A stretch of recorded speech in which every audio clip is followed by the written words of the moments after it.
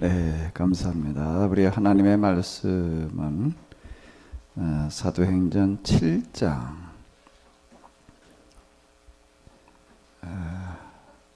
54절로부터 60절이 되겠습니다. 54절부터가 되겠습니다. 우리 화면을 보시면서 현대어 성경으로 같이 읽으시도록 하겠습니다. 유대인 지도자들은 스데반의 말을 듣고 화가 머리끝까지 치밀어 올라 이를 부드득 갈았다. 그러나 스데반은 성령에 충만하여 하늘을 우러러 보았다. 그때 하나님의 영광과 하나님 오른편에 서 계시는 예수님의 모습이 보였다. 그가 소리쳐 말하였다. 보시오, 하늘이 열리고 메시아이신 예수님께서 하나님 오른편에 서 계십니다. 사람들은 손으로 귀를 틀어막으면서 스데반을 향해 욕설을 퍼부었다. 그러고는 돌로 쳐 죽이려고 그를 성 밖으로 끌어내었다.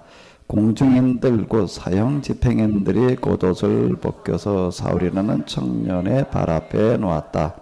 그러나 돌들이 우박처럼 날아오는 속에서 스데반은 주 예수님, 제 영혼을 받아주소서 하고 기도를 드렸다. 그리고 무릎을 꿇고 주님, 이 죄를 저들에게 돌리지 마소서 하고 큰 소리로 부르짖었다. 그 말을 남긴 뒤 그는 눈을 감았다. 아멘. 7장을 보게 되면은 내용이 굉장히 깁니다. 60절까지 되어져 있는데 그 중에서 53절까지는 스데반의 설교가 되겠습니다. 스데반의 설교가 7장 전체 내용에 거의 다가 이렇게 되겠는데요. 2절부터 이제 설교의 내용이 이제 이렇게 되겠습니다. 사도행전을 보게 되면은 베드로의 설교를 비롯해서 사도 바울의 설교 여러 번 나오고 있습니다. 여러 번 설교가 나오고 있는데 이제 그 중에 이 스데반의 설교도 들어 있습니다. 그런데 그 내용을 이렇게 쭉 이렇게 보게 되면은 사도행전에서 가장 중요하게 큰 비중을 두고 다루고 있는 설교는 베드로의 설교, 사도 바울의 설교가 아닌 스데반의 설교였다라고 하는 겁니다. 그 중요하게 다뤘다는 것을 뭘 보고 어떻게 알 수 있느냐라고 하게 되면은 일단 지금 우리와 같은 시대가 아닌 옛날 시대이기 때문에 그 내용의 길이를 보게 되면은 대충 파악이 되어집니다. 중요하게 비중을 두고 다루는 것은 일단 자세하고 길게 설명을 하고 있다라고 하는 건데, 여기 스데반의 설교는 사도행전에 나와 있는 설교 중에서 이제 가장 그런 긴 내용이 되겠습니다. 그리고 지금 누가가 이 스데반의 설교를 기록할 당시는 보통 70년, 최소한 70년 이후라고 이렇게 이제 보여질 수 있는데요.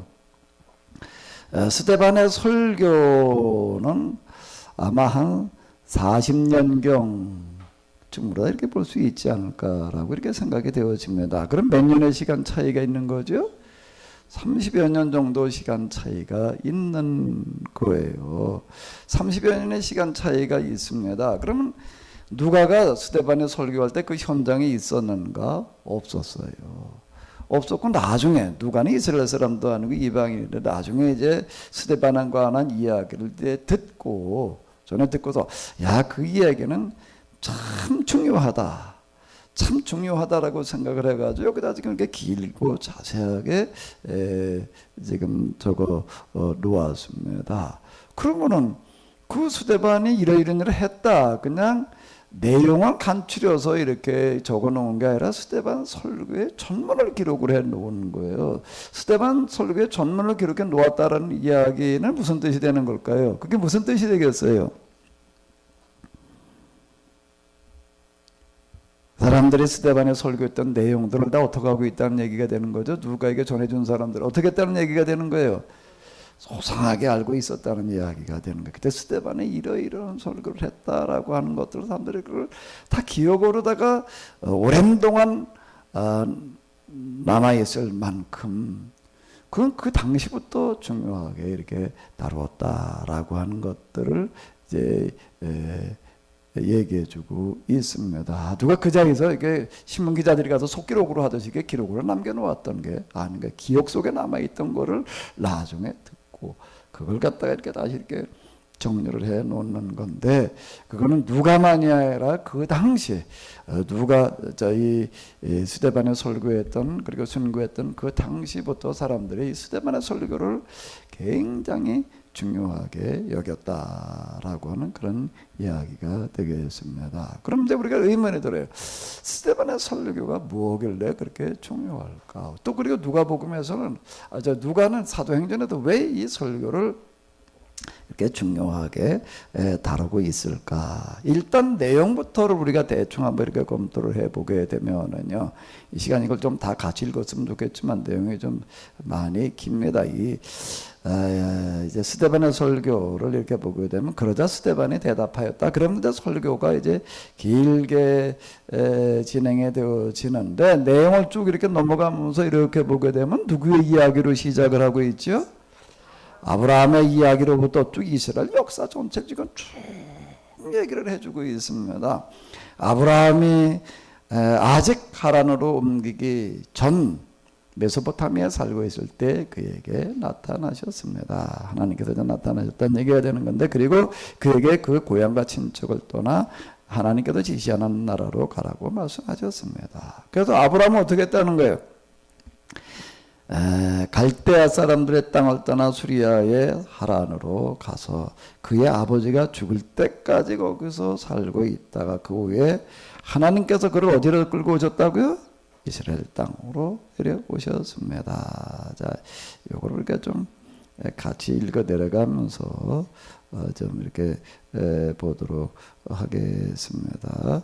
자, 일단 8절까지를 우리 같이 한번 보시겠습니다. 5절부터 8절이 되겠습니다. 여기서 여기까지가 되겠어요.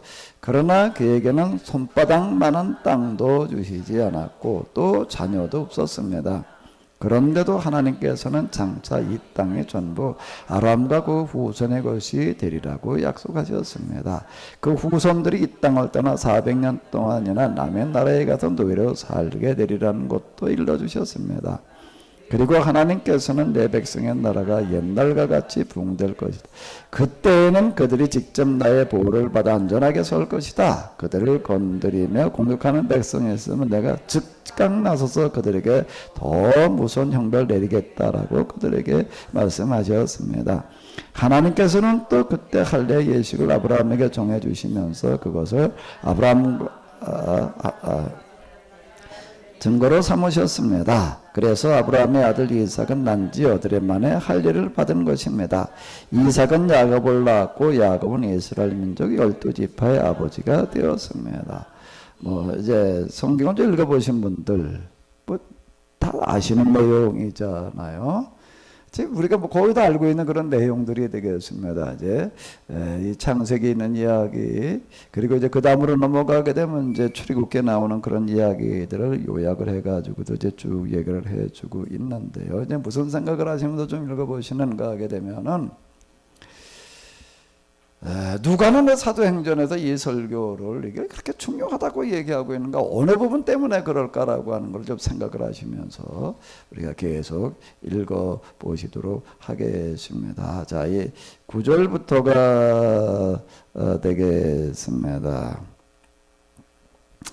자, 어디가 되겠는가 하면 일단 16절까지를 같이 보시도록 하겠습니다. 이 12 형제 중에서 요셉의 형들은 요셉을 시기한 나머지 그를 애굽의 노예로 팔았습니다.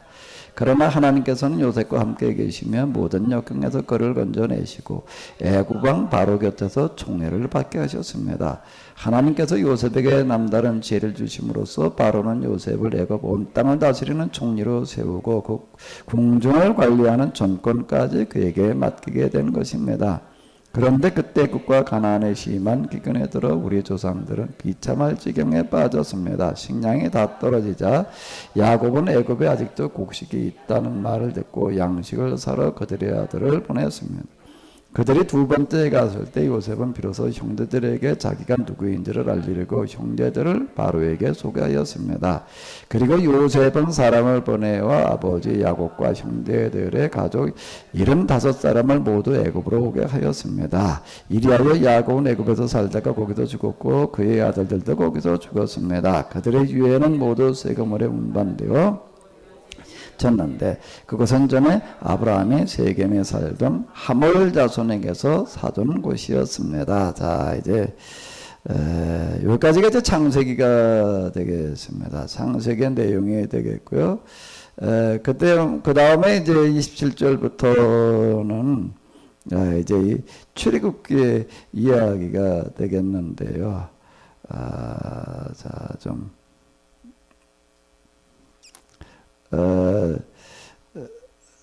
29절까지를 보시도록 하겠습니다. 17절부터 29절까지가 되겠습니다. 하나님께서 아브라함에게 하신 약속 곧 노예에서 해방시켜 주겠다고 하신 때가 가까워졌을 무렵 이스라엘 민족은 애굽에 퍼져 있었습니다. 그런데 당시 애굽에는 요셉의 내력을 알지 못하는 자가 왕이 되어 우리 조상들에게 포악한 정치라고 부모들을 강압하여 아들을 내버리게 하였습니다.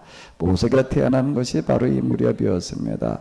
그는 하나님의 마음에 드는 귀여운 아기였습니다. 그의 부모는 석 달 동안 그 아기를 숨겨 키웠습니다. 그러나 도저히 더 이상 숨길 수 없게 되자 그 아기를 버렸습니다. 그러나 그 아기는 바로의 딸의 눈에 띄어 그의 양자가 되었습니다. 이렇게 해서 모세는 에게부터 최고의 교육을 받고 건장하며 웅변을 자르는 왕자가 되었습니다.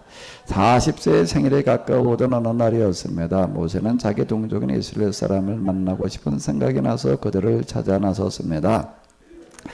어떤 애굽 사람이 자기 동족 이스라엘 사람 못살게 굴고 있는 것을 보자 모세는 이스라엘 사람의 편을 들어 싸우다가 그만 애굽 사람을 죽이고 말았습니다. 모세는 자기야말로 이스라엘 사람을 도우라고 하나님께서 보낸 사람이라는 것을 동족들이 인정해 주기를 바랐습니다.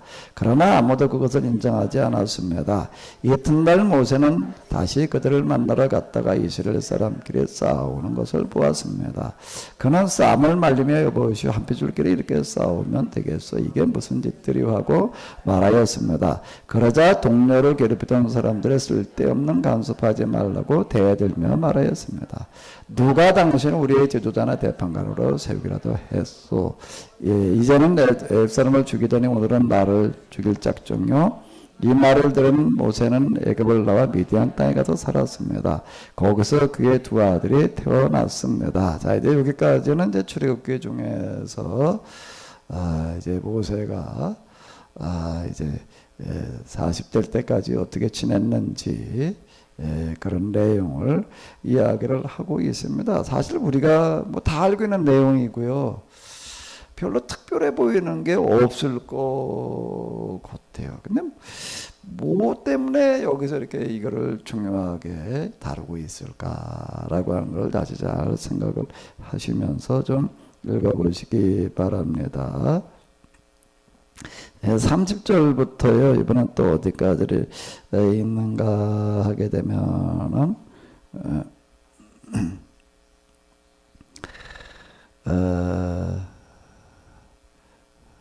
그래서 끝까지 다 읽죠.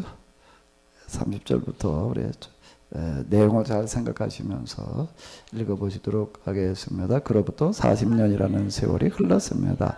어느 날 모세가 시내산 근처 광야에 나가 있을 때였습니다. 한 천사가 눈물 불길 속에서 나타났습니다. 이 광경에 놀란 모세는 무슨 일인가 자세히 알아보려고 달려갔습니다. 그러다 주님의 음성이 들려왔습니다. 나는 내 조상 아브라함과 이삭과 야곱의 하나님이다. 모세는 두려움으로 감에 고개조차 들지 못하였습니다. 주님께서 말씀하셨습니다. 네가 서 있는 땅은 거룩한 곳이다. 그러니 내 신을 벗어라. 나는 내 하나님 애굽에서 학대받는 것을 그들이 부르짖는 소리를 들었다. 나는 그들을 구해내려고 내려왔다. 가라. 내가 너를 애굽 땅으로 보낸다. 이렇게 하여 하나님께서 누가 당신 우리의 지도자나 재판관으로 세우기라도 했소 하고 동족에게 배척받은 바로 그 모세를 애굽으로 되돌려 보냈습니다. 모세는 이스라엘 백족의 지배자여 해방자로 보내심을 받은 것입니다. 모세는 수많은 놀라운 이적을 행함으로 이스라엘 백성을 애굽에서 구해냈으며 홍해를 건넌 뒤 40년 동안 광야에서 그들을 이끌어냈습니다. 이스라엘 백성들에게 여호와께서 여러분들의 동족 가운데 끊임없이 한 사람을 불러 세우실 것이다 라고 말하였습니다. 이것은 사실이었습니다. 모세는 광야에서 살 때 이스라엘 백성과 그들에게 하나님의 율법을 준 천사 사이의 중개자였습니다. 신에 서서 하나님 율법은 살아있는 말씀을 받아 이스라엘 백성에게 준 것이 바로 그였기 때문입니다. 그러나 우리 조상들은 모세의 말을 들으려 하지 않았을 뿐만 아니라 오히려 애굽으로 들어가고 싶어 하였습니다. 그래서 아론에게 우리를 애굽으로 들어갈 신들을 만들어 주십시오. 애굽에서 우리를 이끌어낸 모세는 어떻게 되었는지 도대체 모르겠습니다 하고 말하였습니다. 그러고는 송아지를 만들어 그 우상 앞에 희생제를 드리고 자기들이 만든 것을 섬기며 즐거워하였습니다. 이 때문에 하나님께서는 그들을 외면하시고 그들의 달과 별들의 신처럼 섬기도록 내버려 두셨습니다. 주 하나님께서는 예언자 모세의 책에서 이렇게 말씀하셨습니다. 이스라엘 백성들아 너희가 40년 동안 광야에 있을 때 바친 희생의 제물이 나를 위한 것이었더냐. 너희는 몰록의 신과 별의 신인 레판 그 밖에 너희 손으로 만든 우상을 또 메고 다녔다. 그러므로 나는 너희를 바벨론 저 멀리 포로로 끌려가게 하겠다. 우리 조상들은 광야에 있을 때부터 메고 다니면서 성전 곧 증거의 장막을 가지고 있었습니다. 십계명에 새겨진 두 개 돌판에 있는 이 장막은 천사가 모세에게 일러준 대로 정확하게 만든 것입니다. 그들은 대대로 이 장막을 물려받았습니다. 그리고 여호수아의 지휘 아래 이방 전쟁을 벌여 새로운 땅을 점령하자 장막을 그곳으로 운반해 가서 다윗 때까지 보존하였습니다. 하나님의 크나큰 복을 받은 다윗은 야곱의 하나님을 위하여 영원히 보존된 성전을 건축할 특권을 달라고 간구하였지만 실제로 성전을 건축한 사람은 솔로몬이었습니다. 그러나 하나님께서 인간의 손으로 만든 성전에는 머무르시지 않습니다. 주님은 예언자들의 입을 빌려 다음과 같이 말씀하고 계십니다. 하늘은 나의 보좌여 땅은 나의 발판인데 너희가 나를 위하여 어디에 성전을 지을 수 있겠느냐. 내가 들어가서 실릴 수 있는 곳이 어디 있겠느냐. 하늘과 땅은 내가 만든 것이 아니냐. 이교도처럼 목이 뻣뻣한 사람들이요, 당신들은 언제까지 성령을 거역할 셈입니까? 당신들의 조상이 한 짓을 당신들은 똑같이 되풀이할 셈입니까? 당신들의 조상들이 박해받지 않은 예언자가 한 사람이라도 있었던 그 이름을 대보십시오. 그들은 의로우신 그분이 오실 것을 예언한 사람들을 죽였지만 당신들은 바로 그분을 배신하고 죽였습니다. 그렇습니다. 당신들은 천사에게도 받은 하나님의 율법을 당신들 스스로 파괴하고 있습니다. 53절까지를 읽었는데요. 뭐 때문에 이렇게 누가 하는 이 설교를 어느 부분 때문에 이렇게 중요하게 생각을 했을까요? 뭐 이렇게 특별한 내용이었죠? 근데 어쨌든 반응을 보게 되면 이스라엘 사람들은 이 얘기를 들으면서 이를 갈았다라고 이렇게 얘기를 하고 있다라고 하는 겁니다. 그러니까 유대인의 지도자들은 스데반의 말을 듣고 어떻게 했다고요? 화가 어떻게 했다고요? 머리끝까지 치밀어 올라 이를 뿌드득 갈았다. 뭐 때문에 화가 머리끝까지 치밀어 올랐을까요? 뭐 때문에? 이스라엘 사람들의 화가 머리끝까지 치밀어 올라서 이를 갈 정도가 되었던 건 어느 분 때문일까요?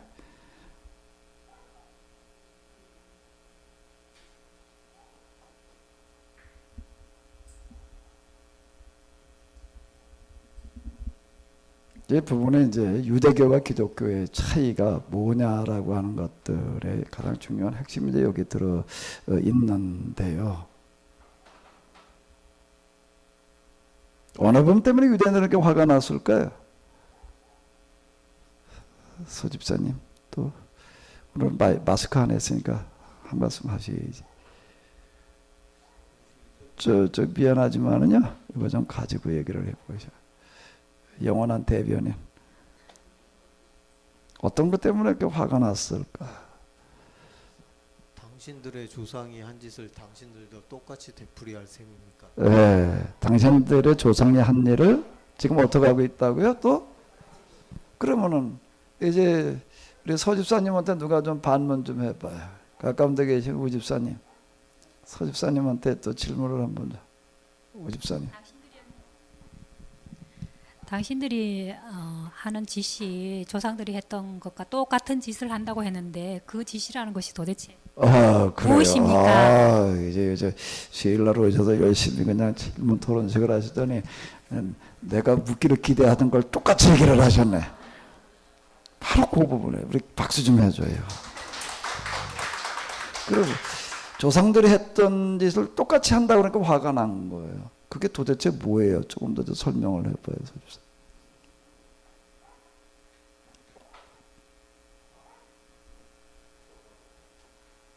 조상들이 한 일을 똑같이 또 하고 있다는 말에 화가 나는 거예요. 뭘까요?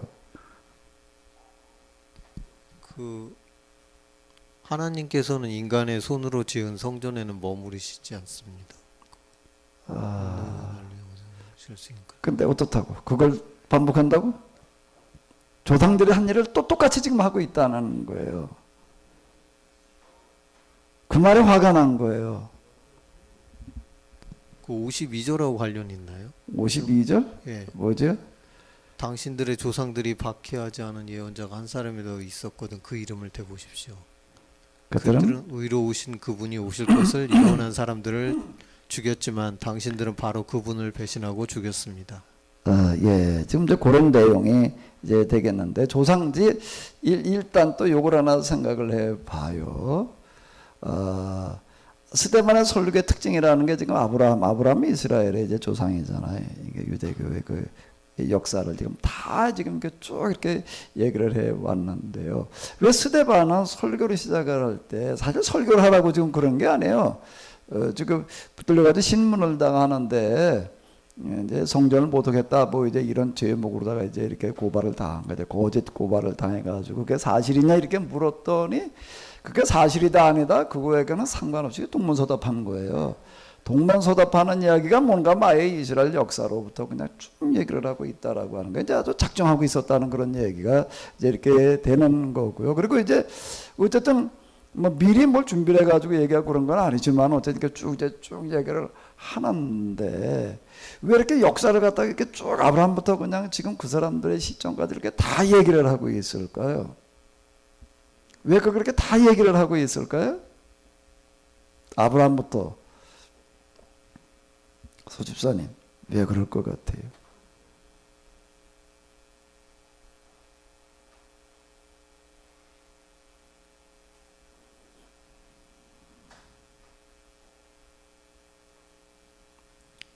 왜 역사를 이렇게 다 얘기를 하고 있을까?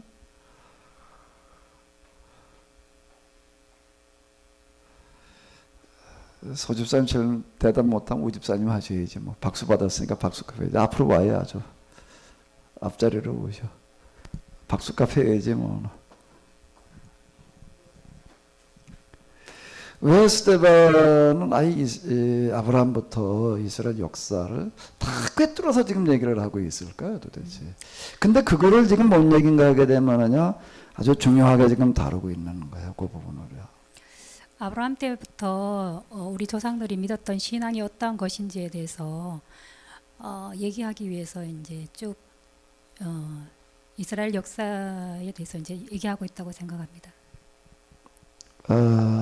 예, 소집사님 좀 평가를 해보셔. 우집사님 얘기하신 거에 대해서 이해가 안 가요. 어느 부분이 이해가 안 가죠? 그 질문의 답으로 정확하게 모르겠는데.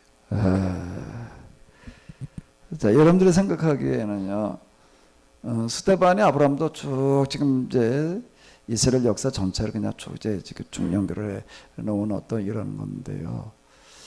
그거를 누가는 왜 중요하게 여겼고 또 당시 사람도 다 중요하게 여겼다는 얘기가 되는 거예요. 그리고 그 상세하게 기록을 해 놓는 거예요. 그건 뭐 때문일까요?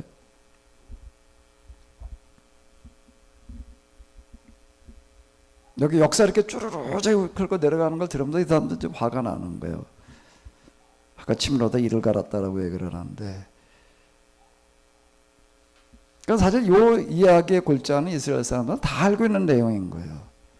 다 다 알고 있는 내용인데 지금 스데반은 무슨 일을 한 거지요? 그걸 쭉 역사에다 쭉 열거를 해놨어요. 근데 그 열거한 내용은 도대체 뭘 하고 있는 걸까요? 왜 그렇게 열거를 하고 있을까요? 이제 그 당시 이제 스데반 당시까지를 얘기를 하는데 이제 예루살렘에도 교회가 시작되어지고 나서 대략 한 10년 남짓쯤 되었으리라고 그렇게 이제 보여져요. 그 기간 동안에 어쨌든 이제 오순절 설교로부터 이제 많은 설교 전도가 있었습니다. 예루살렘 내에서 이제 그러던 시기인데 도대체 그 사도들을 중심으로 해가지고 그 초기 이렇게 교회에서 무슨 설교를 했을까가 이제 우리는 좀 의문입니다. 그 상세하게 나와 있지는 않아. 이제 말씀을 선포했다, 말씀에 흥황했다, 뭐 이제 그런 얘기 3,000명, 5,000명이 예수님께로 돌아왔다, 교회로 돌아왔다, 그런 얘기들. 지금 여기 6장을 이렇게 보게 되면은 어떤 내용이 나오고 있는가 하게 되면은 이런 얘기가 나오고 있습니다. 하나님의 말씀은 점차 널리 퍼지고, 하나님의 말씀이 널리 퍼졌다는 얘기가 무슨 얘기일까요? 하나님의 말씀이 퍼졌다는 얘기가 뭐예요? 예수님 믿는 사람들이 나아가지고서 예수님을, 우리가 지금 이제 나가서 전도하듯이 예수님을 믿어라, 그러면 구원받는다 라는 식으로 다 얘기를 했는데, 그게 널리 퍼져가지고서 사람들이 이제 몰려왔다라는 식으로 다 우리 이제 이렇게 이해를 하게 됩니다. 그런데 이제 뭐라고 얘기를 하고 있는가? 그 뒤에 보면 예루살렘에서는 제자들의 수요가 크게 늘어났다. 특히 뭐라고 얘기를 하고 있는 그 뒤에 요 구조는 같이 한번 읽어보세요. 유대교 대제사장들도 유대교 제사장도 아니고 무슨 제사장이요? 이건 엄청난 얘기가 되는 거예요. 제사장들까지, 그 중에 대제사장도 있었다. 대제사장들이라는 거가 도대체 무슨 얘기냐라고 이제 이렇게 볼 수가 있는 건데, 우리로 얘기를 하게 되면은 현직 대통령이 있습니다. 또 어떤 대통령이 있어요? 현직 대통령만 있나? 또 무슨 대통령이 있죠?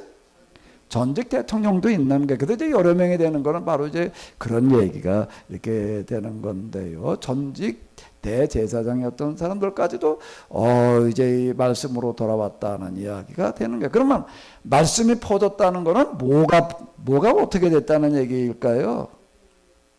무슨 얘기가 되는 거죠? 말씀이 퍼져나갔다는 얘기는, 그러니까 예루살렘에서는 이라는 그런 단어가 나오게 돼. 예루살렘이라고 하는 건 당시 유대교의 신앙을 이제 가르치고 지도하던 중심지가 되는 거예요. 근데 여기 말씀이 퍼져나갔다는 얘기는 무슨 얘기가 되는 거예요?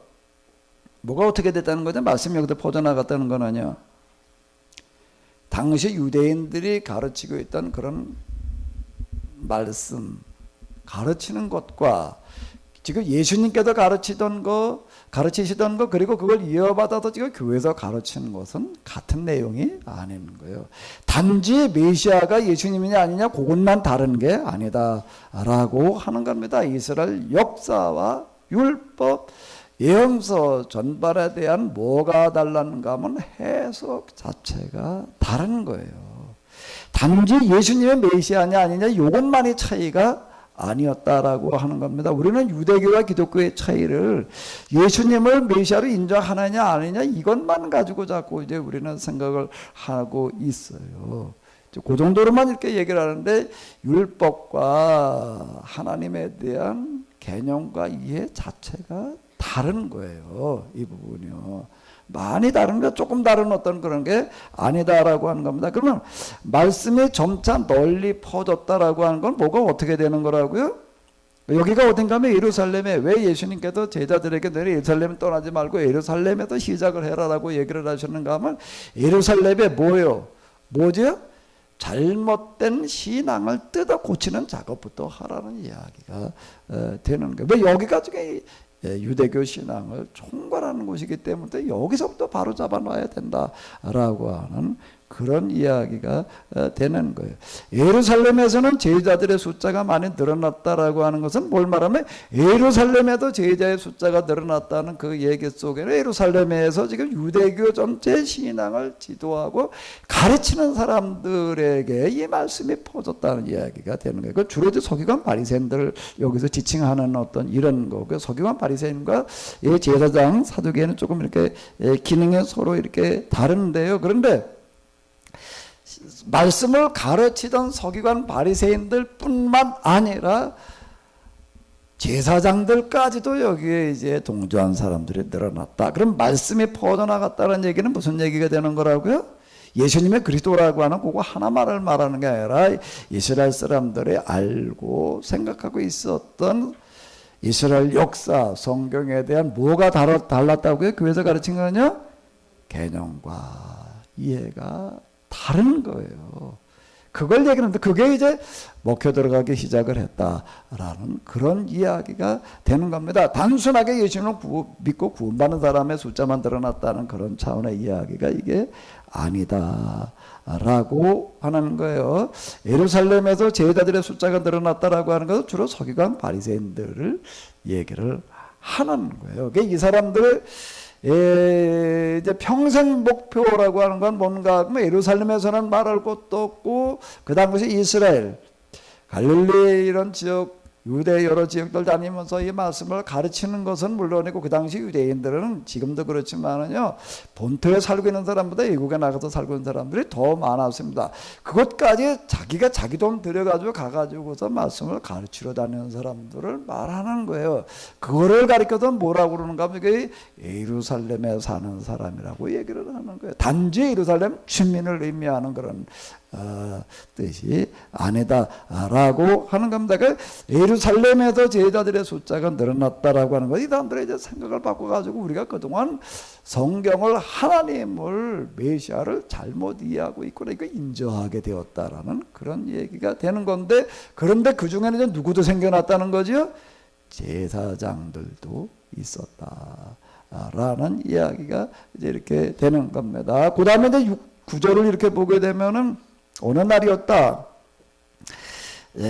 자유인의 회당 사람들과 구레네 애굽에서 엘락산드의 길리기아 지방과 아시아에 온 사람들이 스데반에게 어떻게 했다는 거예요? 논쟁을 걸어왔다. 논쟁을 걸어왔다는 게 뭘 걸어왔다는 얘기가 되는 걸까요? 예루살렘에 지금 첨예하게 지금 이제 대립되어져 있는 게 있어요. 뭐의 대립인가 하면 성경과 하나님에 대한 해석이 지금 확연하게 달라져 있는 거예요. 근데 여기 지금 요 자유인의 회당 구레네 애굽의 알렉산드리아 길리기아 지방과 아시아도 지방에서 온 사람들이라고 하는 것은 당시 이스라엘 사람들 가운데에서 이제 해외 이제 그 교포들이 있어요. 교포들 이제 그 사람들이 이제 예루살렘에서 따로 모여가지고서 이제 회당에서 성경을 공부하고 그러고 있었다라는 이야기가 되는 건데, 누구를 보고 논쟁을 걸어왔다고요? 스데반. 왜 스데반에게 논쟁을 걸어왔을까요? 예수님의 다른 제자들은 아니고 왜 스데반이었을까요? 일단 예수님의 다른 제자들하고 뭐 어떻게 얘기를 해보니까 말이 안 통해요. 왜냐면 이 사람들은 헬라어를 쓰는 사람들이거든요. 헬라어를 쓰는 사람들, 예수님의 제자들은 헬라어로다가 대화가 안 되는 사람이고, 근데 누구는 대화가 되는 사람이면 스데반은 이 헬라어로 대화가 되는 사람인 거예요. 이 사람은요. 그래가지고 이제 스데반한테 이제 지금 성경에다가 이제 서로 이해가 완전히 다르니까 도대체 너희들이 말하는 게 뭐가 어떻게 되는 거냐, 이렇게 해서 성경 토론이 벌어졌다라는 그런 이야기가 되는 거예요. 그러자 지혜와 성령의 도우심을 받은 스데반을 당해내지를 못하다. 같이 앉아서 얘기를 해보니까 누구의 말이 옳다는 얘기가 되는 거죠? 스데반의 얘기가 옳다라고 하는 거예요. 그러니까 어떻게 되는가 하게 되면 이제 이 거짓 증인을 매수를 해가지고 스데반을 고발을 하는데, 성전과 모세 율법에 위배되는 말만 한다라는 식으로다가 거짓 고발을 하게 돼서 이제 스데반에 붙들려가지고 신문을 당하는 그런 이야기가 이제 7장부터 나오고 있는데, 근데 의회라고 하는 것은 요즘 우리에게는 국회이기도 하고 이제 법원이기도 하고 그런데 그때 구분되어져 있기 않았기 때문에 그렇습니다. 여기에 끌려가 가지고서 이제 신문을 당할 때 고발 사람들 당시 이렇게 제목으로 고발했는데 그게 사실이냐라고 물었더니 수데반이 이제 그게 사실이다 아니다 이런 쪽하고는 상관없이 이스라엘 역사를 그냥 쫙 그러니까 긴 설교를 지금 이제 늘어놓는 그런 내용이 이제 이렇게 되겠습니다. 그러니까 여기 초점은 지금 뭔가 하게 되면 복음서도 그렇고 사도행전 그리고 신약성경의 서신 다 마찬가지인데요. 거기서 얘기하려고 하는 핵심과 초점이라고 하는 것은 뭔가 하게 되면 그 당시에 이스라엘 사람들의 잘못된 신앙을 지적하고 그걸 뜯어 고치는 것을 얘기를 하는 거예요. 그거를 가리켜서 뭐라고 이야기를 하는가 하게 되면 구원 사역이라고 이야기를 하는 겁니다. 자, 다시요. 우리 구원 사역 그러게 되면은 선교, 구원, 전도 그러면 우리는 어떻게 생각을 하는가 하게 되면 아직 하나님을 믿지 않는 사람들 또 예수님을 그리스도로 인정하지 않는 사람들한테 가가지고 하나님을 믿고 예수님을 그리스도로 받아들이게 해서 그게 뭐가 구원받게 하는 거예요? 영혼이 죽은 다음에 구원받게 하는 것을 우리는 구원사역, 전도, 선교 이렇게 우리는 이해를 하고 있는 거예요. 근데 성경에서 얘기하는 구원이라고 하는 게 예수님께서 세상을 구원하러 오셨다. 세상을 구원하러 오셨다라는 그 이야기는 무슨 뜻이 되는가 하면 단지 하나님만 예수님만 믿게 하는 어떤 그런 것들을 말하는 게 아니라 그 당시 어떤 거요? 뭐가 어떻게 되는 거예요? 잘못된 신앙을 어떻게 하는 거예요? 바로잡는 거를 말하는 그 잘못된 신앙은 두 가지예요. 첫 번째는 뭔가 하면 유대인들의 잘못된 신앙이에요. 그리고 이제 이방 지역으로 나가가지고 또 복음을 전한다는 것은 뭘 얘기를 하면 그들의 잘못되어져 있는 신앙을 뜯어 고치는 거를 말하는 겁니다. 그걸 가리켜서 성경에서는 구원사역이라고 그러는 거고 말씀을 전한다라고 이렇게 얘기를 하는 거예요. 말씀이 흥왕했다, 말씀이 번져나갔다 이런 이야기들이 사도행전에 특히 많이 나와 있습니다. 그 얘기는 뭔 얘기가 되는가 하면 이 나가서 전도하고 설교하는 걸 통해 가지고 잘못된 신앙들이 뜯어 고쳐지기 시작을 했다라고 하는 그런 이야기가 되는 거예요. 그런 얘기가 되는 건데요. 지금도 우리가 지금 마찬가지에 또 부딪혀 있어요. 마찬가지에 또 부딪혀 있는데 어떤 게 우리가 부딪혀 있을까요? 어떤 마찬가지? 마찬가지가 뭐라고요? 서집사님. 또 우리 비슷한 상황에 부딪혀 있어요. 뭐가 부딪혀 있을까? 잘못된 신앙. 어디에 잘못된 신앙? 아직 하나님 믿지 않는 사람들, 교회 다니지 않는 사람들 세상 속에 잘못된 신앙을 얘기를 하는 걸까요? 아니 교회를 다니고 있는 사람. 네, 교회 안에서 우리가 지금 잘못되어져 있는 신앙이 우리가 지금 해야 될 가장 중요한 과제다라고 합니다. 교회 바깥의 문제가 아니라요. 교회 바깥의 문제가 아니라 어디의 문제라고요? 교회? 교회 어디의 문제예요? 안에 문제가 있는 거예요. 올해 종교교육 500주년을 맞이했는데요. 여기다 평가 작업들 뭐 이제 많이 합니다. 오늘 우리는 그러면 뭘 해야 되느냐? 개혁이라고 하는 걸 이제 뭘 어떻게 해야 되느냐라고 이제 우리가 이렇게 얘기를 할 수가 있는데 이런저런 얘기들 많이 있습니다. 그런데 지금 역사를 쭉 이렇게 교회사를 쭉 지켜 이렇게 보게 되면 아주 분명해. 오늘 우리가 해야 될 개혁이라고 하는 거는 뭐를 말하느냐? 그 스데반의 설교하고 똑같은 얘기가 되는 건데요. 우리의 지금 뭐요? 잘못된 신앙을 고쳐놓는 게 지금 우리가 해야 될 개혁의 첫 번째예요. 딴 데 있는 게 지금 아니다라고 하는 겁니다. 근데 여기 지금 이렇게 보게 되면 이제 예언자 얘기를 쭉 이렇게 얘기를 하고 있습니다. 우집사님 박수값 하셔. 예언자들 얘기를 쭈루루 이제 얘기를 해요. 그러면서 뭐라고 스데반이 얘기를 하는가 하면 당신들의 조상들이 이렇게 보게 되면 모세가 뭐라고 얘기를 했나 하게 되면 이제 그러니까 나 같은 사람을 계속 보내실 거라는 얘기가 몇 절에 나오나 37절을 보게 되면은 한번 읽어보시도록 하겠습니다. 여호와께서는 여러분의 동족 가운데서 끊임없이 한 사람을 불러. 이 끊임없이 한 사람이라고 하는 거는 유일하게 한 사람을 말하는 걸까요? 끊임없이 한 사람 그렇게 되면 무슨 뜻이 되겠어요? 끊임없이 한 사람은 뭔 얘기예요? 뭘 말하는 거예요? 끊임없이 한 사람. 우리의 잘못된 신앙, 우리의 신앙이 잘못된 길로 가지 않게 하기 위해서 이제 바른 길로 가게 하기 위해서 한 사람을 세워서 계속 이제 그런 일을 하실 사람. 지금 끊임없이 한 사람 불러세우고 나와 같은 자를 불러세우자. 예수님을 지칭한다라고만 이제 우리는 이렇게 생각을 그동안 해왔어요. 근데 여기서 얘기하는 끊임없이 한 사람이라고 하는 건 계속해서 이제 하나님께서 사람을 보내시리라는 그런 얘기가 되는 건데 그 사람이 구체적으로 누구지요? 그 사람들이 누구예요? 예언자. 예언자인데 이스라엘 사람들 예언자들의 얘기를 받아들여야 안 받아들여요? 여기 보게 되면 이렇게 얘기를 하고 있어요. 뭐라고 얘기를 하냐면 나중에 스데반이 뭐라고 그러니까 사람들이 화가 났는가 하게 되면은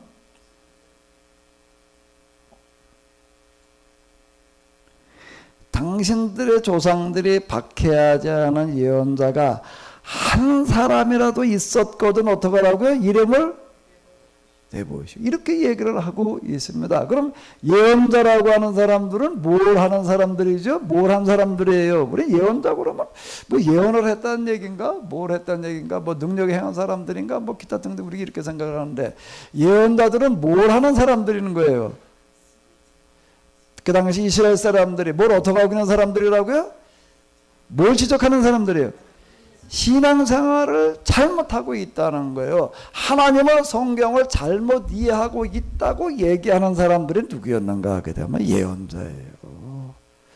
예언자는 이거라는 사람들을 말하는 거예요. 그런데 이스라엘 사람들은 이렇게 얘기를 해요. 당신들의 조상들이 박해하지 않은 예언자가 한 사람이라도 있거든 어디 이름을 한번 대봐라 이렇게 얘기를 하는 거예요. 그럼 무슨 얘기예요? 다 박해했다는 거예요. 왜 박해를 했을까요? 왜 박해를 했을까요? 서주사님 뭐라고 그랬잖아요. 저 마이크까지 얘기를 해봐. 뭐라고? 바른 소리를 하니까. 바른 소리를 하니까 그랬을까? 아니 자기들이 그 나름 어쨌든 열심히 하는데 잘못됐다고. 그러니까 이거는 지금 열심히 하느냐 열심히 하느냐의 문제가 아닌 거예요. 열심히 하느냐 안 하느냐의 문제가 아니라 무슨 문제가 되는 거죠? 똑바로 하고 있느냐 잘못하고 있느냐의 문제가 되는 거예요. 이거는 진위의 문제가 되는 거예요. 근데 예언자들은 와가지고 하나같이 뭐라고 지적하는 사람들이라고 신앙생활을 어떻게 하고 있다는 거예요? 잘못. 근데 왜 이 사람들을 갖다가 죽이고 박해를 했을까? 다시 한번 얘기를 해봐요. 왜 죽이고 박해를 해? 바른 소리 합니까?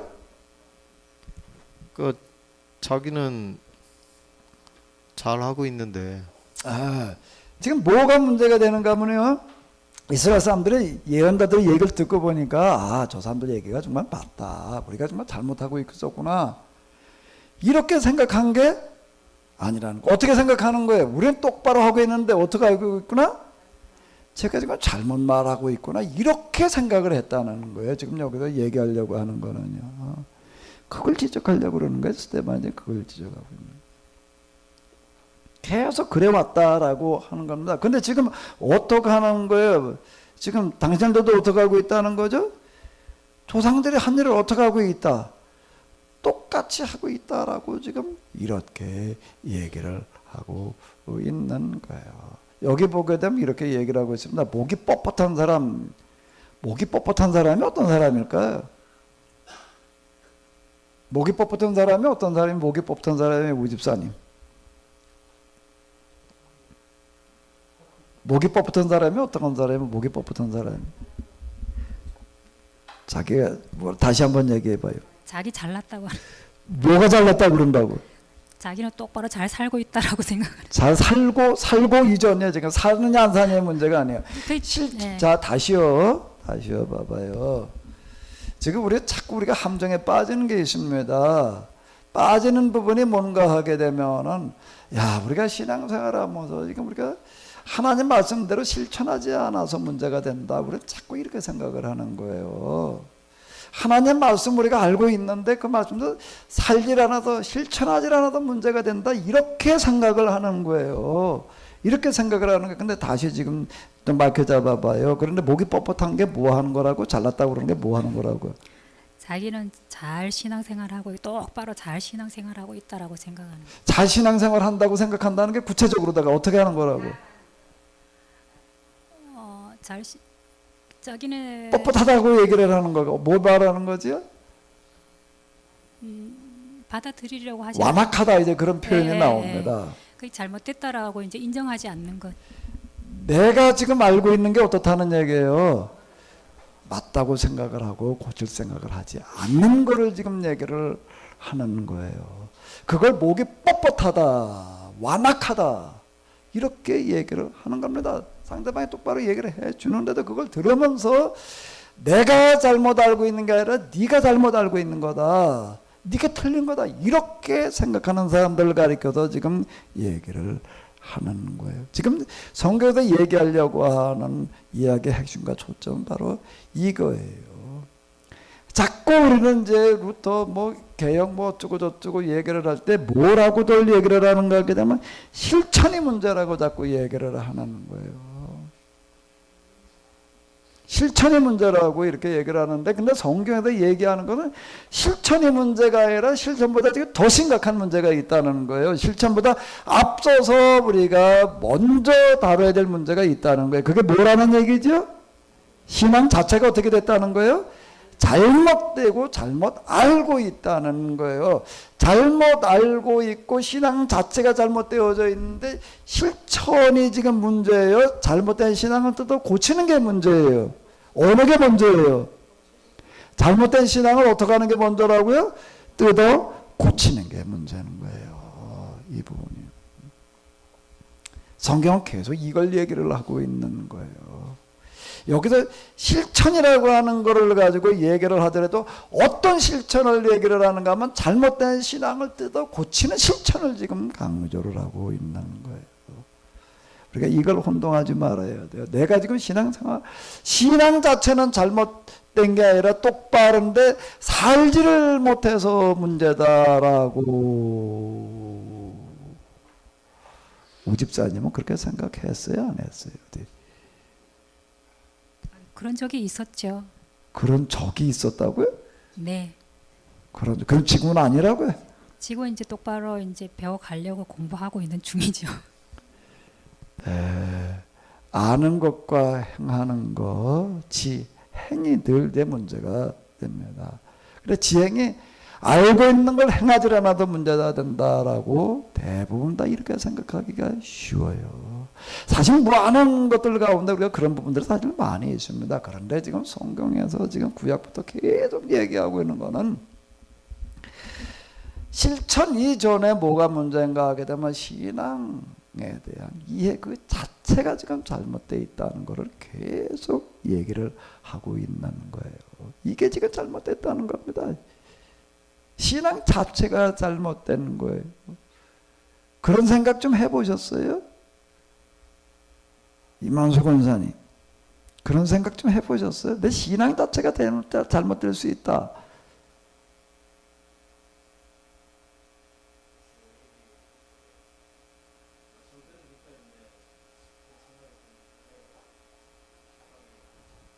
박영미 권사님, 먼 데서부터 여기까지 들어오셨는데, 먼 데서부터 이렇게 오시는데, 내가 우리 저 성권사님도 그렇고 내가 그냥 좀 대단히 미안해요. 아유, 이거 여기까지 이렇게 오시게 해야 되나? 내가 좀 고맙기도 하고 미안하기도 하고 참 마음이 좀 여러 가지가 다 복합된.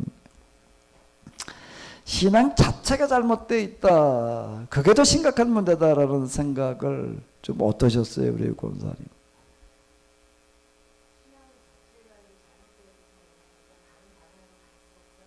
예.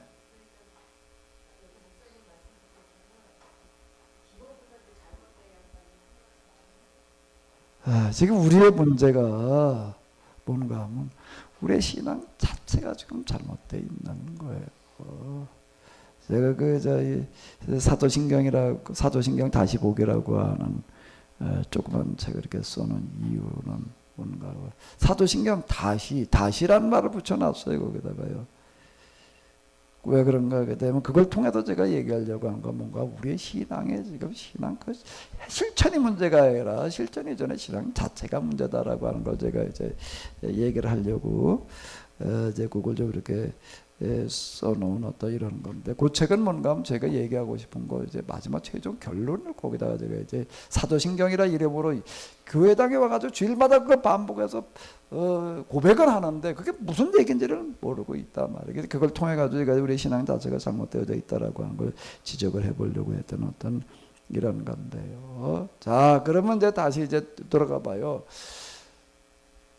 스데반은 이스라엘 사람들에게 신문을 당하면서 왜 아브라함부터 이렇게 역사를 그냥 다 엮어가지고 얘기를 하고 있는데 그걸 뭘 얘기하려고 그러는 거였을까요, 우집사님?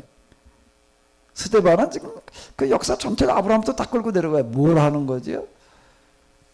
우리의 신앙이 어떠해야 되는 건지에 대해서는 똑바로 이제 아브라함 때부터 가져왔던 믿음이라는 게 무엇인지에 대해서 설명하기 위해 가지고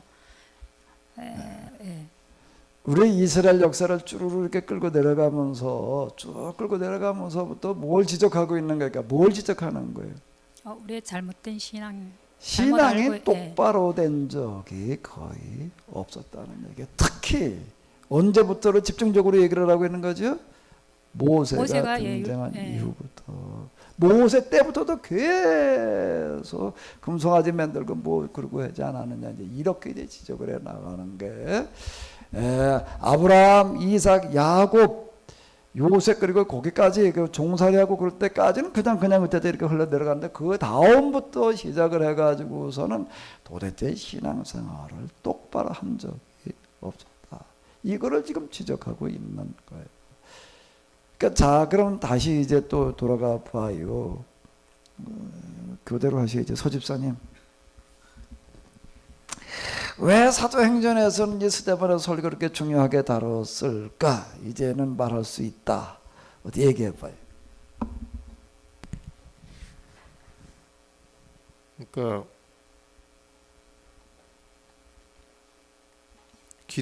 기독교하고 유대교의 그 차이점을 말하는 것 같은데, 그러니까 그 유대교가 문제인 게 실천이 잘못된 게 아니라 신앙에 대해서 잘못 알고 있는 거다.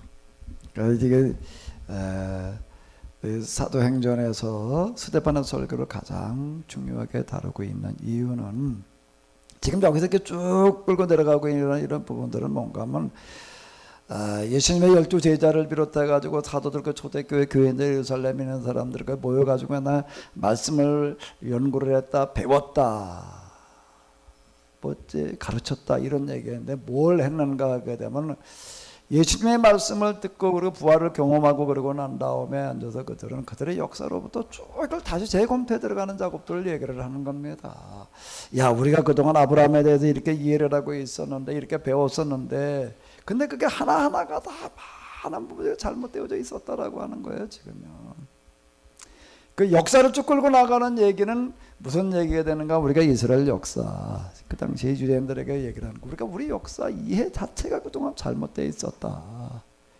아브라함에 대한 이해라든지 기타 등등 이런 것들이 다 잘못되어져 있었다라고 하는 걸 지금 하나하나 다 지적해 들어가는 거를 이야기를 하는 거예요. 우리가 보기엔 그냥 창세기 그리고 출애굽기 이런 얘기들 갖다 그냥 그대로 말한 것 같은데 거기다 그대로 말하는 게 아닌 거예요. 이해가 전혀 지금 다르게 우리가 잘못 이해하고 있었다라고 하는 거를 이제 지적을 하는 거고, 그러면서 지금 저기 예언자들의 얘기를 이제 많이 하고 있습니다. 이제 37절이었나요?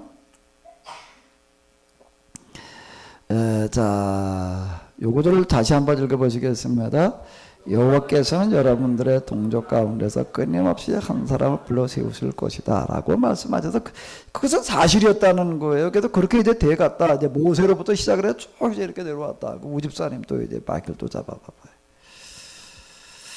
스데반은 요 얘기를 왜 이렇게 중요하게 지금 여기서부터 이렇게 얘기를 하고 있을까요? 이걸 뭘 지적하려고 그러는 걸까요? 지금 예루살렘에서 이제 교회가 세워지고 교회가 그러한 지난 우리 조상들이 지켜왔던 그런 신앙들을 지금 이게 이어져 가야 되는데 교회가 이제 똑바로 이제 그 신앙에 대해서 바르게 이해해야 된다라는 것을 얘기하기 위해서 저 말씀을 하시는 것 같아요. 그럼 누구 얘기를 하는 거죠? 요 얘기는 그러니까 누구를 지칭하는 거예요? 요거를 요 얘기를 테 누굴 지적하려고 그러는 거예요? 지금 여기서 이제 예루살렘 여기서 이제 가리키고 있는 서기관과 이제 바리새인들. 지금 여기 예루살렘에는 교회 사도들 그리고 자신들은 무슨 일을 하고 있는가 하면 예언자들이 과거에 했던 것 같은 그 일을 지금 우리가 하고 있다는 거를 지금 얘기하려고 그러는 거예요. 예수님께서도 그 일을 하셨던 거고 지금 우리가 그 예언자와 같이 잘못된 신앙을 지적하고 지금 그걸 뜯어고치려고 하고 있다라고 지금 이렇게 얘기를 하고 있는 거예요. 그런데 지금 아까 여기 뭐 어떻다고? 근데 그거 듣는 사람들이 어떻다고요? 이교도처럼 목이 뻣뻣한 사람들이요. 이렇게 얘기를 하고요. 누구처럼요? 누구처럼요? 이스라엘 사람들에게 얘기할 수 있는 말 가운데서 이스라엘 사람 가운데에서도 누군가 하게 되면 유대교 예루살렘에 살고 있는 사람들 예루살렘에 살고 있는 사람 가운데에서도 지금 스데반은 누구를 향해서 이 설교를 하고 있을까요? 누구를 향해서요? 저기 예루살렘 시민을 모아놓고 얘기를 하고 있나요? 어디서 얘기를 하는 거죠? 의회 70명 공회에는 서기관, 바리새인, 제사장으로 구성되어져 있는 겁니다.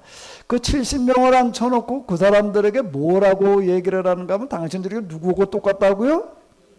이교도하고 똑같다라는 식으로다가 이렇게 얘기를 하는 거야. 목이 뻣뻣하다는 게 무슨 뜻이라고요? 목이 뻣뻣하다는 게 무슨 얘기라고요? 자기들의 신앙이 자기들이 생각하는 게 옳고 남의 지적에 잘못됐다는 걸 지적해 주는 걸 전혀 받아들이지 않으려고 하는 걸 가리켜서 목이 뻣뻣하다라고 이렇게 얘기를 하고 있는 거예요. 그럼도 이렇게 얘기를 하는 거 언제까지 성령을 거역할 셈입니까? 성령을 거역할 셈입니까? 라고 하는 것은 뭘 지칭하는 얘기일까요? 성령을 거역한다는 건 뭘 거역하는 거예요? 지금 구체적으로 뭘 말하는 거예요? 아니 지금 스데반이 말하는 게 성령으로 말하는 건지 아닌지를 어떻게 알아? 거기 성령이라고 써붙여놨나? 서집사님 언제까지 성령을 거역할 거냐고 이렇게 얘기를 해요.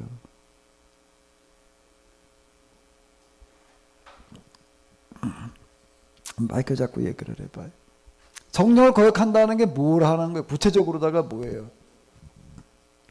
예수님을 인정하지 않는 것, 잘못된 신앙생활을 하고 있다는 것을 인정하지 않는 것. 그런데 뻣뻣하다는 얘기 속에 포함되게 돼 성령을 언제까지 거역할 거냐고 그러는 거예요. 성령을. 근데 성령이 거기 지금 얘기하는 건지 아닌지를 어떻게 알아? 뭘 보고? 언제까지 성령을 거역할 거냐 이렇게 지적을 해요. 그건 뭘 염두에 두고 하는 얘기예요? 구체적으로다가. 박수값 하셔. 구체적으로다가. 이 성령의 역할이라는 것이 요한복음에 보면은 깨달아 알게 하시는 것인데, 그 깨달아 알게 하시는 것은 곧 우리가 자, 그럼 내가 조금 더 도와줄게요. 조금 도와줄 텐데 여기 보게 되면 이제 이런 얘기가 있어요. 자, 요거 한번 읽어봐봐요. 다 같이 읽으시겠습니다. 스데반은 믿음과 성령의 능력을 사람들 앞에서 놀라운 이적을 베풀고 있어요. 이제 한번 얘기를 해봐. 스데반의 얘기에서 지적한 거 언제까지 성령을 거역할 거냐는 얘기가 무슨 뜻이었을까요? 언제까지 성령을 거역할 거냐라고 이렇게 지금 다구치고 있는 거예요. 성령이 뭘 말하는 거예요? 여기서 얘기한 성령이라는 건요. 진리. 예? 그 상, 여기서 얘기하는 뭐야? 놀라운 이적을 이게 왜 이런 일들이 안전뱅이가 성전 비문에 있던 안전뱅이가 일어났고 베드로가 지나가게 되면 그냥 그 그림자만 스쳐도 병자들이 났고 귀신이 떠나고 이랬다라는 그런 이야기들이 주르르 나오고 있습니다.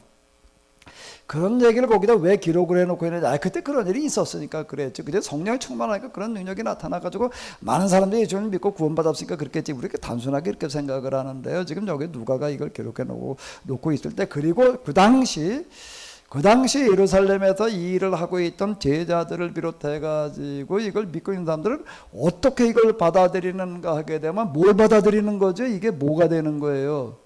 이 사건이 수많은 병자들이 일어나고 그러는 귀신이 떠나가고 하는 사건이 무슨 역할을 하는 거예요? 무슨 역할을 하는 거예요? 예? 소집사님 혼자 그냥 중얼중얼 하지 말고 얘기를, 무슨 역할을 하고 있는 거예요? 기존의 죄에 대한 생각을 바꿔놓은 거. 기존의 죄에 대한 생각을 바꿔놓는다? 또 잘못된 조금 신앙. 또 다른 쪽으로 생각을 해봐요. 두 주장과 의견이 지금 팽팽하게 맞서 있는 거예요. 두 주장에 유대인들의 생각이 있고 교회에서 가르치는 생각이 서로 지금 팽팽하게 맞서 있다고요. 서로 맞다고 생각을 하는 거예요, 지금요. 서로 맞다고 생각을 하는 거예요. 그럼 여기서 지금 일어나고 있는 성령의 뭐 기적, 기타 등등은 뭘 말하는 걸까? 어떤 의미를 가졌을까, 그 얘기가? 기존에 그 제사장들이 말한 대로라면 이 사람들이 그 병이 죄인 거. 그 병이 걸린 거나 뭐 그런 것들이 모두 죄 때문인데 그게 아니라는 거. 그러니까 무슨 얘기가 되는 거예요? 그들의 얘기가 잘못됐다. 또 누구 얘기가 옳다는 얘기가 되는 거죠? 예수님 교회에서 자제들. 가르치는 이야기가 옳다는 뭐가 되는 거죠? 뭐가 되는 거예요? 이거는요, 부인할 수 없는 뭐예요? 증거가 되는 거예요. 부인할 수 없는 증거가 지금 나타나고 있는 거예요. 그게 기적의 의미가 되는 거예요. 왜 그때 그런 일들이 일어나느냐? 성령의 능력이 되고, 오늘 우리는 왜 그런 일이 안 일어나느냐? 우리는 능력이 없어서 흔히 이렇게 생각할 수가 있는데, 그건 하나님께서 이제 하시는 것 같은 일인데, 거기도 하나님께서 개입을 해 주시는 거예요. 그렇지 않고 이거 누구 얘기가 옳은지 어떻게 이걸 분별을 하고 어떻게 판결을 내려? 이거 어려운 얘기예요. 그런데 거기 이렇게 보니까 뭔 얘기가 되는가 하면, 성전 빈문에서 안전뱅이 40살 된 사람이 즉시 일어나가지고서 걸음마 연습을 해본 적도 없이 그 자리에서 걷고 뛰는 거를 보면서 뭐가 되는가 하면, 야, 이건 우리가 그동안 배운 게 잘못된 거였구나. 지금 그리고 이 베드로를 비롯한 요한이 이 사람들을 가르치는 얘기가 맞구나라고 하는 뭐가 됐다고요? 하나님으로부터의 증거가 되는 거예요. 그러니까 5천 명이 돌아왔다는 이야기가 되는 거예요. 그래서 그걸, 그런데도 불구하고 끝까지 받아들이지 않는 사람이 있는 거예요. 그거를 목에 얻었다고요? 그리고 언제까지 성령을 고백할 거냐라고 이렇게 얘기를 하는 거예요. 언제까지 그걸 고백할 거냐? 자, 이렇게 지금 얘기를 하는 겁니다. 자, 그러면 이제 시간이 다 됐으니까 마지막으로 하나만 더, 이제 우집사님, 이제 마지막으로 하나 더 뭘 좀 얘기하고 마쳐야 될까? 박수 한 번 더 쳐줘요. 예. 왜 부담스럽게. 어려운 날. 열심히 성경 공부해서 성경에 대해서, 하나님에 대해서 똑바로 알고 신앙생활 똑바로 하는. 우리 서집사님도 또 뭘 하나 얘기를 해야 되겠어, 이제 마지막으로.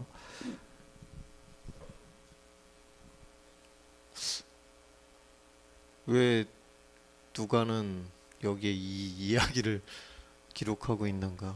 그건가요? 금방 제가 이제 성령의 증거라고 얘기했잖아요. 그것과 관련돼 가지고서 그 시대에는 성령의 증거가 나타나 가지고서 성전 비문에 안전뱅이도 일어나고, 여기 뭐 베드로가 지나가니까 그냥 그림자만 스쳐도 사람들 막 일어나고 귀신이 떠나가고, 또 스데반도 그러고 있는 거예요, 지금요. 그런데 어때요? 지금은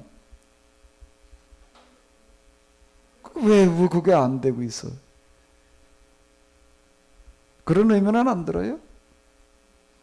그런 의미는 안 들어요? 난 여러분들의 얘기하기 이전에 내 스스로가 그 의문이 많이 들었어요. 지금도 하나님께서 좀 그냥 이렇게 해주셔가지고 증거 좀 보여주셨으면 좀 좋을까 안 좋을까? 성집사님은 어때요? 그 경진이도 그냥 좀 낫고, 난 진짜 그렇게 바랬어요. 내가 그저께 여의도 그 성모병원 앞으로 지나갔다고요.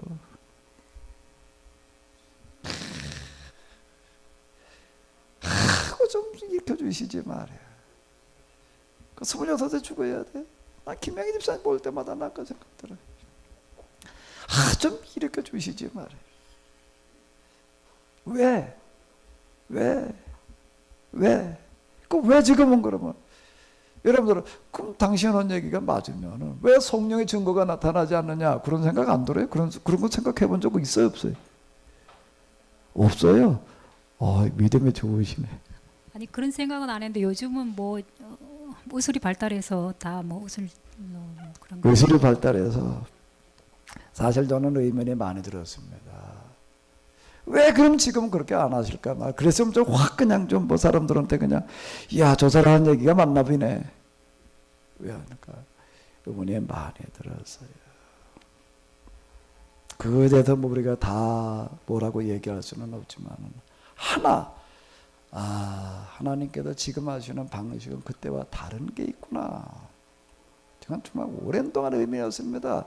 저에게 성령의 어떤 거를 여기 하나님 경험하는 어떤 그런 과정 가운데 그런 뭐 흔히 뭐 능력으로 할 수 있는 어떤 그런 그 영적인 경험이 제가 없었나면 그게 아닌 거예요. 그런데 어째서 그랬을까? 저 이현옥 집사님하고 김영희 집사님 진짜 기도 많이 했어요. 특히 김영희 집사님 정말 좀 온전해지기를 위해서 그러는데 이게 안 되는 거예요. 왜 그럴까 말이에요. 사실 제 자신 개인적 의문이 많이었습니다. 네, 제가 요즘 들어가지고도 다시 이제 그걸 생각해 보게 되는 거는 뭔가 하게 되면 지금 우리에게 나타나는 성령의 증거라고 하는 거는 어디에 있을까? 제가 뭘 하나 발견하게 되냐면 이거예요. 같이 한번 따라 하시기 바랍니다. 자명성. 뭐라고요? 제가 얘기하는 걸 쭉 이렇게 놓고 그러고 하다가 보니까 제가 이제 이걸 왜 그런가 하면 지금 내가 얘기하는 게 옳다는 거를 뭘 가지고 내가 입증을 시켜야 되나, 이게 참 굉장히 어려운 문제였습니다. 이게 사도신경 제가 지난주에도 조금 얘기하고 그랬던 것 같은데 오거스틴, 아퀴나스, 칼바르트, 그 기독교 역사에 세 사람 다 어떤 사람들인가 하면 1000년에 하나 날까 말까 하다는 사람들이에요. 그 사람들이 다 사도신경 해설 다 써놨습니다.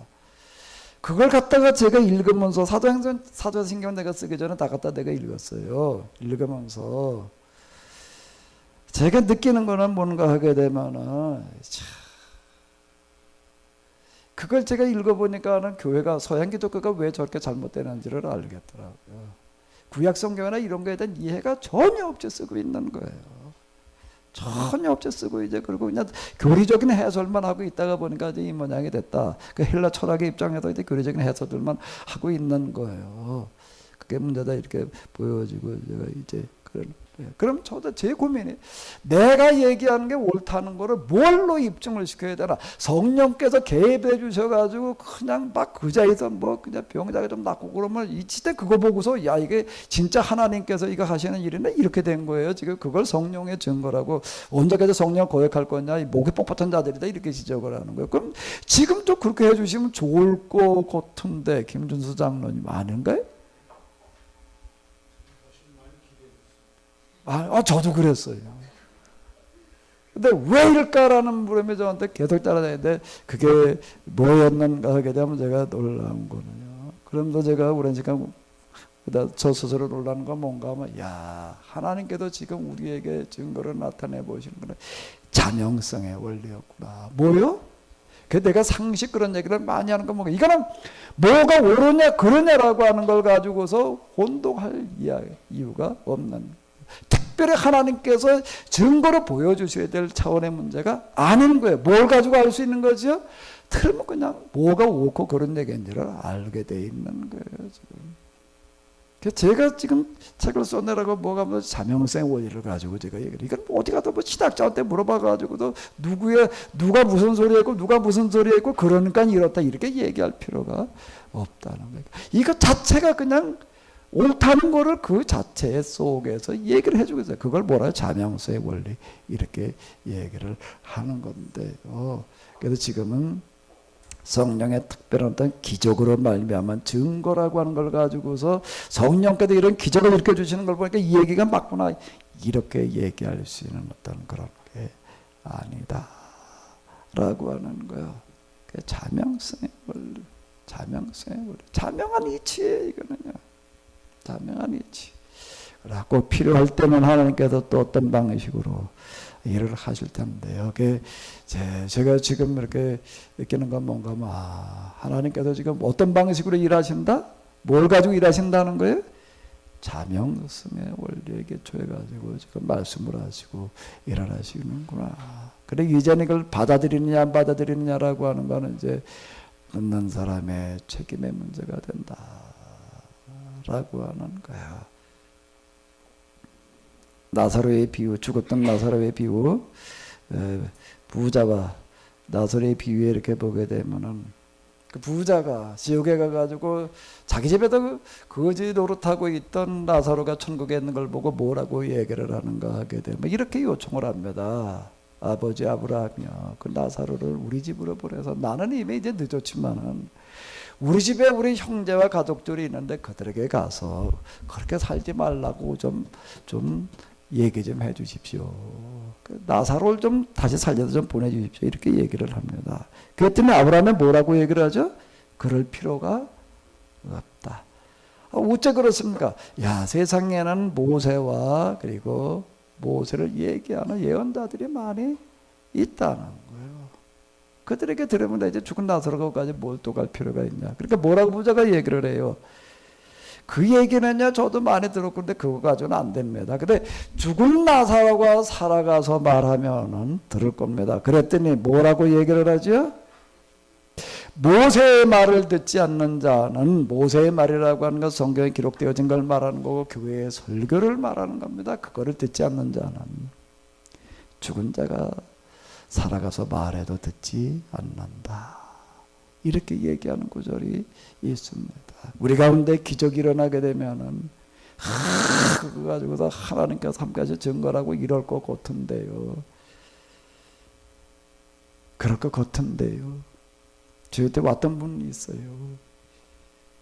20몇 년 동안 하루 8시간씩 기도를 하고 이러고 했더니 그런 사람들이 기도하면서 능력을 주셔서 뭐 좀 그렇게 하지도 않아요. 그냥 야구르트 배달하는 사람 보고서 야, 저 사람들은 먹고 살기 위해서 새벽 2시부터 일어나가지고서 저 배달을 하는데 4시에 새벽 기도하고 일어나다가 그 사람 보고서 회개하고서 야, 나도 이제 2시에 일어나야 돼. 그리고 평생 하루 8시간 이상 기도하던 그런 사람이 어디 저 집회를 갔는데 뭐 어떤 능력을 행하는 그런 목사님 그냥 이러고 하다가 자기 이렇게 쳐다보더니 뭐라고 그러는가 하면 목사님을 나오십시오. 나와서 내가 하는 거 대신해 보십시오. 그러더라는 거예요. 그래가지고 난 이런 거 할 줄 모르는데 그랬더니 아닙니다. 목사님 속에 그런 능력이 있습니다. 그러더래요. 그래가지고 자기 보고 내가 허라는 대로 하라고 그러더래. 그래가지고 시키는 대로 했더니 사람들이 다 나가 떨어지더라는 거예요. 그 강사보다 훨씬 더 강한 능력이 나타나는 거야. 그런데 놀라운 거는 그 다음에 이분이 이제 어떻게 이제 얘기를 하다 보니까 어디 가서 그냥 말하는데요. 사람들이 앉아있질 못하고 그냥 이 의자 밑으로 다 그냥 내려가서 숨들어하는 거예요. 왜 그러냐 그랬더니 목사님 얘기를 하시는데 강한 불이 날라도 몸이 뜨고 내가 견딜 수가 없어가지고 그런다. 그분 얘기가 이제 그 다음부터 무슨 현상이 나타나는가 하게 되면 정말 소경이 눈을 떴다는 거예요. 그러니까 그게 소문이 나가지고 캠코더를 가지고 와서 찍고 이래가지고 이제 능력 집회로 돌아다니고 이제 몇 년 그러고 다녔대요. 다녔는데 이분이 몇 년 그러고 다니다가 이렇게 보니까 뭐가 문제인가 하게 되면 그때 그게 소경이 평생 안 못 보고 살다가 기도해줘서 일어나게 되면 그 사람은 평생 예수님 잘 믿을 것 같아요? 안 믿을 것 같아요?